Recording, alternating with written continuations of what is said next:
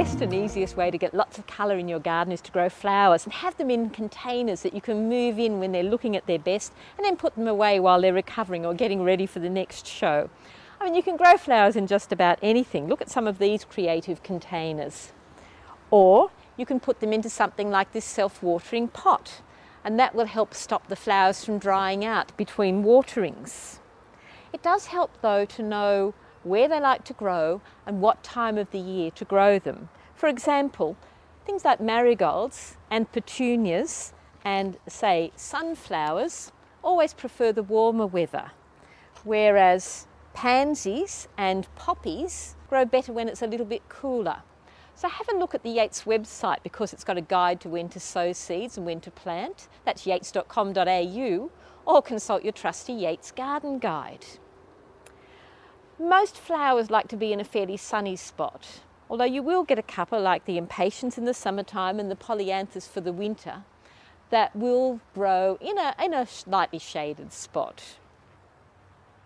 When it comes to maintaining your plants, it's very important to keep taking off the dead flowers.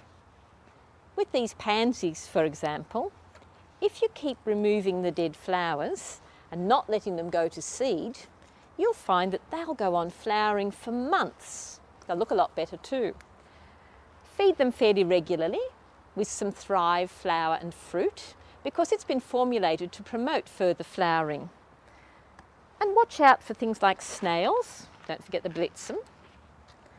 And you can take care of most of the pests and diseases with the Yates Rose Gun Advanced because it's an insecticide and a fungicide. Of course, the cheapest way to grow lots of flowers for your garden is to sow them from seed. Big seeds like nasturtiums and sunflowers and sweet peas can go right in where they're to grow. But when it comes to the smaller seeds, you're really better off starting them in seed trays.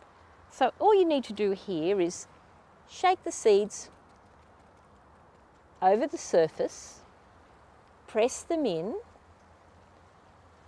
Small seeds don't need to be covered very much, but this makes them a little bit difficult to water because they can sometimes be washed away if you use a hose or a watering can.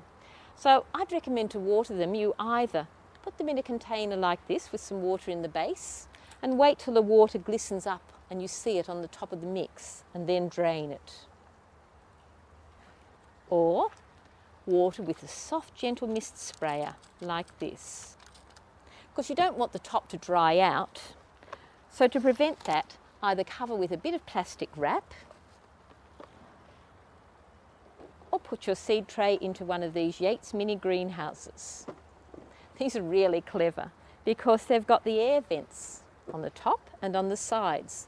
So as your seedlings grow, you can move these and give them a little bit more air. Then, when they're big enough, you take them out, separate them out, and either put them into bigger pots or out into the garden. So there you have it. Flowers, there are some for every time of the year. There are some for all sorts of containers. There are some for different positions in the garden. And you too can have a whole garden full of beautiful flowers.